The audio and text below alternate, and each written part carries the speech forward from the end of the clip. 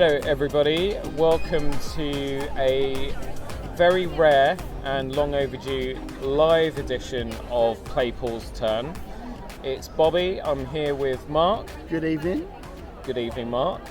Mark's had his birthday yesterday. It's the 15th of June, his birthday was yesterday. Happy birthday, Mark. Thank you very much. Say happy birthday, everybody. Thank you. And thank you for letting me celebrate my 21st. I appreciate it. Oh, you're welcome. Yes, the 30th anniversary of his 21st birthday. No, he's not that old. Nearly. So we are here in London's Leicester Square on a scorching hot day. Beautiful. It's absolutely gorgeous in London, clear blue skies. We're sat right opposite the Odeon Leicester Square, outside all bar one, and we are going to be seeing The Flash in about just over an hour's time. Woohoo! Mark, you have been so excited for this movie. When the first trailer dropped back in January, you went absolutely nuts. And I think you were straight on there when tickets were available to book. I'm so glad that you chose me to come with you today. Oh, I wouldn't choose anybody else. It was funny though, because you were really excited when the trailer dropped. My initial reaction was, oh God, because I think at that point the rumours were swirling because Gunn had taken over the DCU and jumped from Marvel, Disney, whatever. And I knew he was going to put everything pretty much in the bin, which I was kind of disappointed about because I think with Zack Snyder's Justice League, which is a film that I actually really love. Yeah, me too. Oh, good. Oh, we're on the same page with that. Yeah. Who doesn't? Is it John that doesn't like it? It's probably John. It's probably John. And John's Sorry, edit. John. Yeah, if this makes it into the final edit, then kudos to John. Very honourable of you. He might want to make a correction if we have got that wrong, but for the purposes of this recording, we're going to assume it's John that hates the Justice League. But Zack Snyder's Justice League, I thought was absolutely brilliant, and that gave me a lot of hope for where the DCU could go. But yeah, you've been really excited. Now you're just obsessed with the 1989 Keaton Batman. Yes, it's my favourite, probably my favourite ever film, most probably. What was it about that film that captured your imagination? I mean, when did you first? Do you remember? Well, obviously you remember first seeing it. Did you see it at the cinema? I was not old enough to go and see it at the cinema, but my uncle, who is now retired, so I can say this, got me a pirate version. I have to be honest. So I saw it on a pirate, but then I got smuggled into a cinema to see it properly as well. Actually, Batman 89 is the first ever 12 certificate film. That's right, yeah. In the UK, and I was only about 11 maybe at the time, to give you an idea of my age. But I got stuck into it. I saw it on a dodgy pirate, and also I saw it for real at the cinema as well. And I mean, the reason why I love it so much, I mean, there's a lot. I won't go into a review of it. It's obviously the Christopher Reeve Superman films had come out at that point. I think all four had come out by 87. Yeah, because 87 was The Quest for Peace. That's right. It's filmed out at his hometown in Milton Keynes. And but like, as a massive Batman fan as a kid, so Batman was always my favourite comic character, still is. The thought of seeing him in live action was just like amazing. I'd obviously seen the 66 TV show, which isn't Batman. Although there's a lot of love for it, like in a kitschy way. But this was, particularly at the time when 89 came out, it was in the era of Frank Miller's, so he had done Year One for comic book fans. The Dark Knight Returns had come out. Also Alan Grant and Billy Boland's The Killing Joke. So this film took aspects of that, and that's what excited me about it. And it was Batman. So, but even now, I still think the film holds up as well. And Anton Furst, God rest his soul, was the production designer in the film. Won an Oscar for it, I think, as well. The film looks beautiful. His production values, the way that Gotham looks and everything like that was fantastic. Nicholson is scary as a Joker. Probably one of the most scarier Jokers, I think, is what he's done. So, well, I think, all in all, it just worked. Yeah, I think, Jack Nicholson, the thing about the Joker is his unpredictability, because he's all about chaos. There's not really an absolute plan with him. It's basically, this is what I want to do, but the path to achieving it is basically chaos, and you just do not know what the hell is going to happen with him.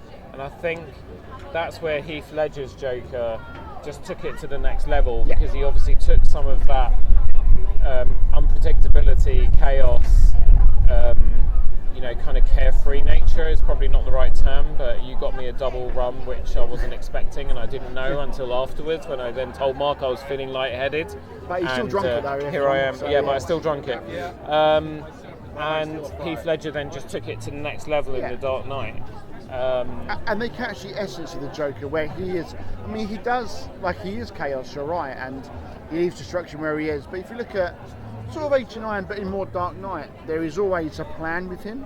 So a great example is at the end of Dark Knight with the ferries. It takes planning to do that. So his facade of being mad and crazy, yes, he is mad and crazy. No. So he is mad and crazy, but he does have the underlines of a plan, which is kind of really well shown in The Dark Knight, probably more than 89 in all honesty as well. Because 89 it just takes over Grissom's business, but in Dark Knight he's more conniving. But anyway, we talked about all this. I will give one very quick shout out to Danny Elfman. Whenever I talk about Batman, I talk about the score. Danny Elfman's score is just absolutely magnificent, from the opening Batman theme in the opening credits to right at the end. The score is one of the best film scores ever done. Apart from like Williams' like Indiana Jones's and Superman and his Star Wars work, I think Elfman's stuff is absolutely on par with that. It's a magnificent score. Yeah. And Keaton as well. There was all the furore about casting at the time. Well, yeah, because I remember I was only 10 or 11 at the time. I was probably about 10 when he was cast, and I remember reading that some of the furor was over his age because he was about 36 years old at the time, and people were saying he was too old. Which, I guess at that time, I didn't really have an opinion on it because I was 10 at the end of the day. Anyone that was over the age of 20 was ancient to us, right? 36, you were basically in 1 foot in the grave. But I really liked Michael Keaton from Beetlejuice, so that's where I knew him from. Didn't know him from anything else. So people had seen him in Beetlejuice. I think Mr. Mum, I think he'd been in as well, and some other stuff. There's a film he did about working in cars and that sort of thing. So people saw him more of a comic actor. So they sort of thought it's going to be a send up, be like 66 again as well. But I think they underestimated sort of Tim Burton as well. He was also, he had made obviously Beetlejuice with Michael Keaton. He'd done Pee-wee's Big Adventure, I think, as well. But they got the character, and I think people underestimated them. And Keaton was inspired casting. He really was. Yeah, absolutely. For me, up to that point, my exposure to Batman was the Adam West Burt Ward show from the 60s, which, obviously as kids we always used to watch those reruns and stuff. And then when I was about 8 or 9, I think, I just had this voracious appetite for reading. I read The Hobbit by the time I was 5, and I was reading Defoe's Robinson Crusoe and all this stuff while everybody else was still on Spot the Dog and stuff like that. I was just more clever than everybody else. He says, making a grammatical error, I'm from Croydon, shut up. And I started borrowing from the library those graphic novels, the Frank Miller Year One, etc., The Killing Joke. So I read all of those. And what really excited me is when the hype train started for Batman, because also it was probably the most hyped movie in terms of the print single, the merchandise that came out before the movie came out. That bat symbol is iconic, the yellow background with the black bat symbol. That hangs up on my wall at home. Really? Yeah. Oh, well, I'm not surprised. And then when we got the first glimpse of that Batmobile, because we'd not seen anything like it, but prior to that we'd seen whatever it was, a converted Cadillac with flames coming out the back. That Batmobile, it is the most... I'm not really a car person. I can appreciate cars, but that is the best Batmobile that's ever been made. Everyone's applauding. It's not because of us doing a podcast live. No, it's not. There's just a lot of people out here, and they're being very inconsiderate to the fact we're recording. One day they'll recognise us, and they'll say, "Oh my God, that's the Playpool's Turn crew. That's two of the Playpool's Turn team." And they'll be looking around, wondering where Alex, Amy, and John are. Yeah, they're not here. Anyway, so we're not that famous yet. But no, But the Batmobile is So the the Batmobile's greatest. awesome. Great. Obviously, you've got Ecto One and there's lots of classic cars and everything. But the Batmobile, it just looks it looks elegant and beautiful and terrifying at the same time. Yeah. It's actually art. It's not. It's a car, but it's actual art. It is a beautiful thing they made. And you recently, as an early birthday present to yourself, you got the new. I can't remember the name of the toy maker. McFarlane Toys. Okay, but it's the new. It's like a 1:24 scale model. It's huge. It's massive. It's absolutely massive. Yeah, it's nearly as big as my overdraft now. Wow. So yes, Okay. I did treat myself to that. Yes, because I mean, you need a Batmobile, don't you? Yeah, of course you do. You know, 44. Why not? You know? You got a toy. I went one better, and I got the new Supra GR Pro. Right. Because that, when you look at it from the back, looks like the 1989 Batmobile. It's got the same curves. It's got the hindquarters are Batmobile. There's a guy who owns that GR Supra, and he has actually modified it with a body kit. With the kind of flares at the back, and then elongated the front, and then he's put the bat symbol on front and back, wrapped gosh, it. I want one. The air intakes on the side have been elongated as well, and he's basically turned it into the 1989 Batmobile Supra Hybrid, and it's awesome. But yeah, mine, it looks like the Batmobile, the 89 from the back. It sounds like the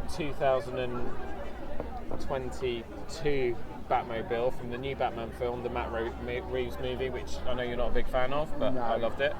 And it's freaking awesome. And every time I get in that car, my jaw hardens. I'm in Bruce Wayne mode. It's like, whatever. Is it only the jaw that hardens? It's only the jaw that hardens, Okay, yeah, there's fair. nothing else. I'm looking forward to going in that car soon. Actually, we should do that one day. should do You'd that, love yeah. that. Now, here's the other interesting thing. So, the movie we are about to see is called... The Flash. But we have spent the last 15 minutes or whatever talking about the Batman. the Batman. Yes. There is There are other characters in this as Now- well, yeah. And there's another Batman in it as well. What is it? So I know that the thing that got me excited about this film is when I then did see that first trailer and I saw Michael Keaton pop up. Yes. That's when I got excited, and I think it's probably the same for legions of fans out there. If this had been a standalone Flash, no time traveling, multiverse stuff, just Ezra Miller's Flash, would you have been so excited? I mean, obviously having Keaton back is a massive hook, and I'm not going to pretend it's not. That's what we look forward to. That's why we spent the last few minutes talking about the Flash films and about Batman. But they are doing a very loose adaptation of the Flashpoint comic. I think you've read that. I haven't read it You haven't actually. read it, I okay. meant to actually just buy it, and I haven't got around. Yeah. I might do that when we finish recording. I'll go online, Waterstones or whatever, and buy that. So it's a really good story. It's also been adapted into a really good animated movie as well. So that was always their plan with the Flash film. So even when they were developing the film, it went through many directors as well. The guys who did Into the Spider-Verse were going to Lord and Miller, I think they're Lord called. and Miller, yeah. They were going to the direct guys that it were meant to be at that first. started directing the Solo movie. Yeah, and then they abandoned it and then went to something onto Spider-Man. So yeah, They're the Lego movie guys, right? that's right. Yeah, Yes, but the plan had always been to do an adaptation of Flashpoint, and because what's happened with the DCEU now and the Snyder thing and Luck and Gunn taking over, it's actually worked in their favour that they've now got a multiverse movie which kind of wraps up the Snyderverse as well. So I had always been interested in it. So even if there's no Keaton in this, I would have gone to it because I'm a comic nerd. I love comic book movies, and I would have been interested in their approach to Flashpoint. But the Keaton bit is an added addition. I can't pretend it's not. To see him doing it all again, and also, I mean, I said about the '89 film has aged well. It has aged well, but in those times it was a very heavy suit. He couldn't do a great amount of fighting in it. If you actually watch it, the action scenes are fine for their time, but he can't move around. Well, they address that in the Nolan trilogy, don't they? Because by the time you get to The Dark Knight, at the beginning he has that car park fight, and then he goes to Lucius and he says, "We need to make the suit more tactical. I can't move in this. I can't turn my head. Can't turn my head." Which is Exactly. a nice little in-joke as well. So then he has that kind of mesh webbing around the neck of the cowl, Yeah. which allows him to kind of move around and so on. And I think the only time you've really seen Batman be able to do what he does in the comics or the film or the animation. There's in the Affleck Batman vs Superman, really, and also in Snyder Cut. Everyone has very different opinions on Dawn of Justice. I really like it. I like my... Okay, so anyone who's listening to this, Mark and I have this argument with the rest of the Play Pause team all the time, don't we? We do. And what we tell people is, yes, Dawn of Justice, not great, but you need to watch Dawn of Justice, the director's cut, because that film makes sense. Yes. You need to watch it in its entirety. In fact, they should... I mean, it's like with Justice League, right? You know, they allowed him finally to make and put together and show us his vision, and it was absolutely freaking fine. Snyder can't make a short film. That's his problem. No, that's and right. So that's why he struggles with studios, and that's really why he's gone to Netflix and that sort of stuff. So like, if the studios say, "I want you to make a 2-hour action film for us," he struggles to do that. He can't really. He likes his time. That's why Watchmen's a really, really good film, which there's another thing as well. So Snyder can't do really short films. Again, on Dawn of Justice, that's where the Affleck scene when he's rescuing Superman's mum. Oh my God, that is the best Batman fight scene in cinema history. Sorry, and that is Batman. That is Batman. That is like what that is like. And that is actually what I said when I saw that. I shouted out to everyone's dismay in the theatre, but I was like, "This is Batman." Yes. I actually said, "This is effing Batman," but you know, we're a clean podcast. Blah blah blah. And I think that scene, along with Infinity War, is really. You can say it's like you're watching a comic. That makes sense. But that is ripped out from the comics. You know, the way that is if you shot, take it frame by frame, that is a comic. Exactly. And that's why it looks so good, to be fair. And that is the way Batman fights in that. So I'm really looking forward to the way that they do Keaton in this film, the way he fights. I'm going to find that very interesting.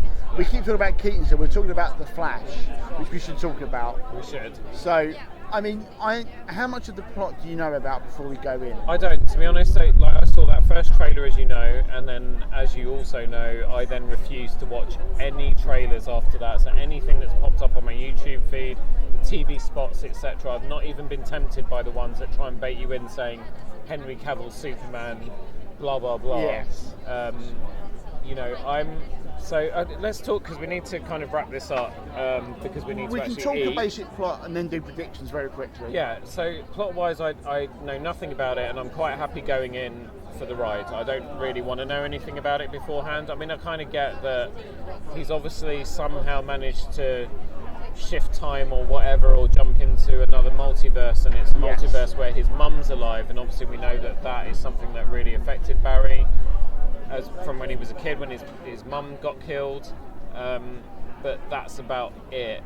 And I'm most excited to see. Oh God, actually, there's loads I'm excited to see. I'm not actually that. I mean, I like the humour of Ezra Miller's Flash. Mm-hmm. I'm not so keen on the way that they've done his.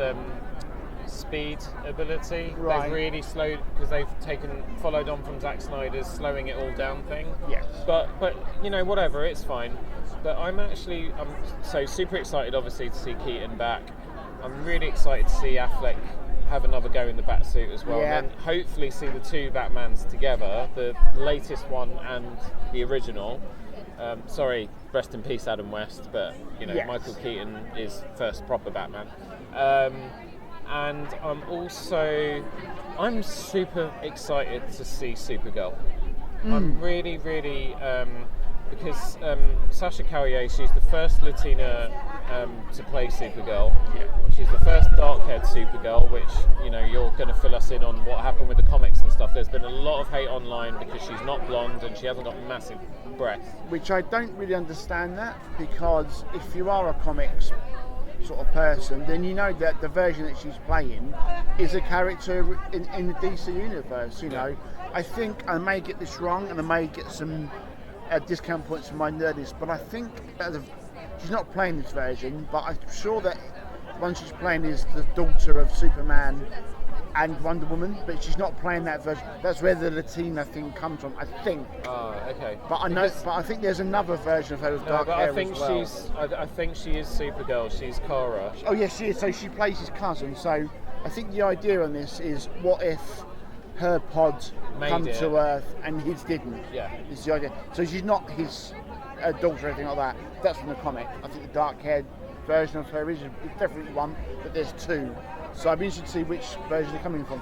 So I don't understand why people online are being very stupid about it, to see because it's a character that's different from the comics. I think I love the way they've done her suit and everything. And her hair, she looks badass, Yeah. and that's what you want from Supergirl. I mean, and again, me, her look is from the comics. Yeah, and I love the Helen Slater Supergirl, even though it's not the best movie. But I have a very special affection for that film. I am quite happy to sit through that film, as bad as it is, any time it's on.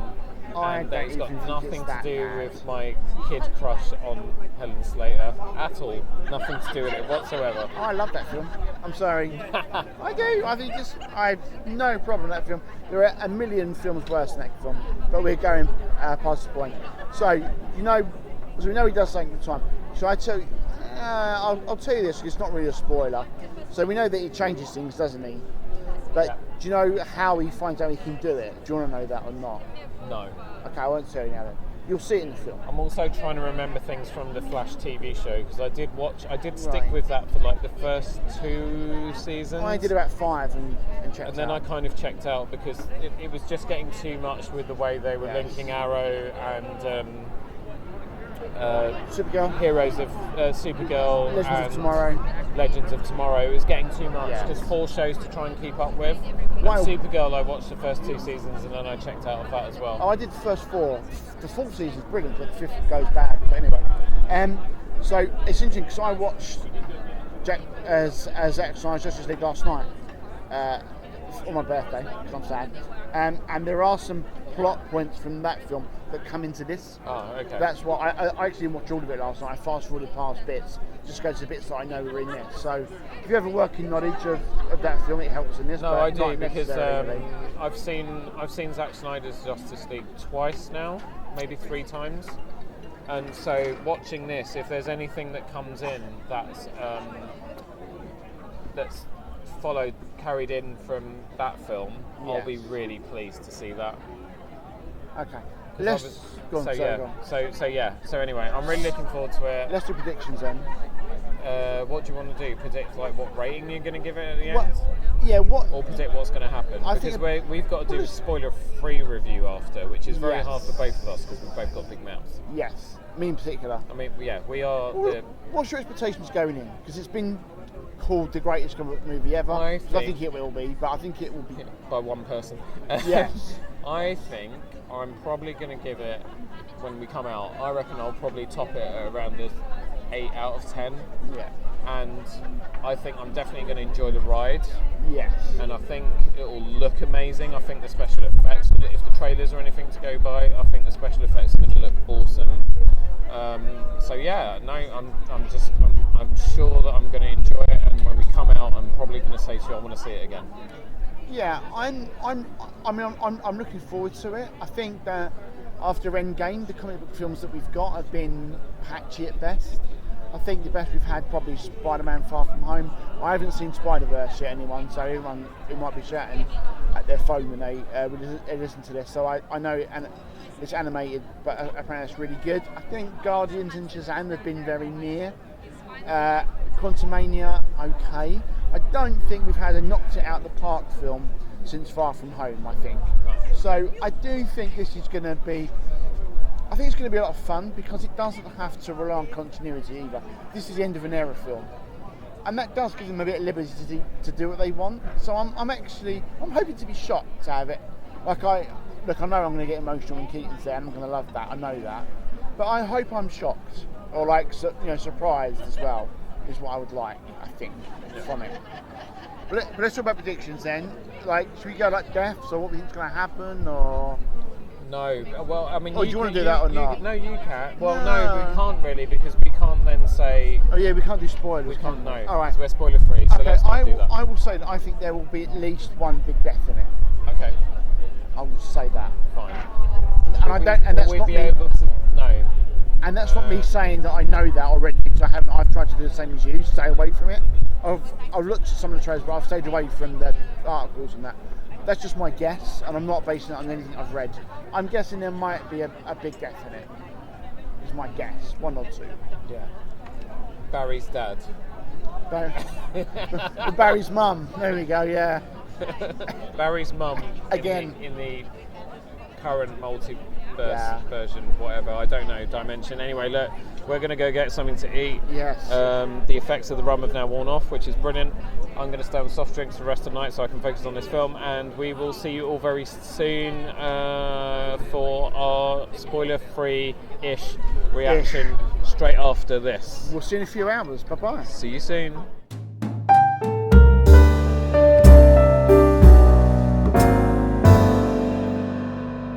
The film has just ended. Mark started crying again like he did during Avengers Endgame when Steve Rogers turned up. How was it for you, Mark? That was actually... Spoiler free. It was actually better than what I thought it would be. I went in thinking I'd enjoy it, and I actually thought a lot of it was overhyped, and there's been a lot of hype on it. It delivers. It's easily the best comic book film since Endgame, by a mile. It's the most entertainment, the most fun I've had at a film for the last few years. It was just so good. What's good about it? I mean, pretty much everything about it. It's actually a very funny film. It was. We were laughing a lot through it. There's actually a lot of... It does everything. It's very funny. There's stuff there for the die-hard fans. If you spot all the Easter eggs, I'm sure I didn't get all of them, but there are. It also surprises and shocks, and I said when we did our pre-film podcast, I was hoping to be shocked, and I was. There's some really clever plot points that are in the trailers, but you'd miss it. And I just had a fantastic time with it. It was brilliant. It was brilliant to see Keaton back. And it's just a tremendous fun. And I think it just shows you how good comic book movies can be. It just shows you how good they can be. Do you think it was the... Thank you. Do you think it was the best DCU movie so far? I think it probably is. I think the tone of it is very different from the other stuff we've had. So, like we talked about, Dawn of Justice and that sort of stuff. I think it probably is the best one. Just simply because... Oh, hang on. Did you guys just see the Flash movie? Sorry, we're from the Play Pause 10 podcast. What did you think? I thought it's one of the only recent Flash or DC movies that actually hit the spot. Yeah? You really enjoyed it? Yep. I thought the first half an hour, 10 out of 10. And then still, overall, 9 out of 10. Yeah. I thought it was good. Yeah, I You would agree with echo that? that. Yeah. I think like the advertising for it, like the trailers and stuff, made it seem like it was more of a trio movie. No, you're more than welcome. And it ended Please up join us. being, It's really good because I to was hear. worried If that you it was don't going mind to be being like, oh, Batman and Supergirl and the Flash movie, but it was more so like still the Flash, and like it was really good. It was really good. It was enjoyable. Action scenes were good. Loved the supporting characters. And the CGI was also surprisingly not horrible like I thought it was going to be. It was a tiny bit ropey in some places, I thought, but overall it wasn't too bad. It was a good looking movie. I think when a film's that good, you can forgive it for that as well. It obviously doesn't have quite the budget of the MCU films, although there's a lot of visual effects in it as well. But it was just fun. As I say, I think what you just said was perfect. It's the most fun I've had at cinema for a very long time, probably since Endgame, I have to say. Yeah. And I really enjoyed Far From Home as well. But it was just it just hit the spots. As I say, it was very funny. I thought there was some great, really funny bits in it. Some really good slapstick in it as well. It's also it does the little winks, like the self nods as well.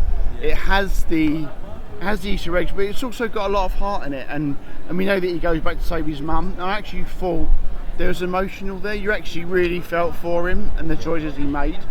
And that's hard to make you do, I think, in those sort of films.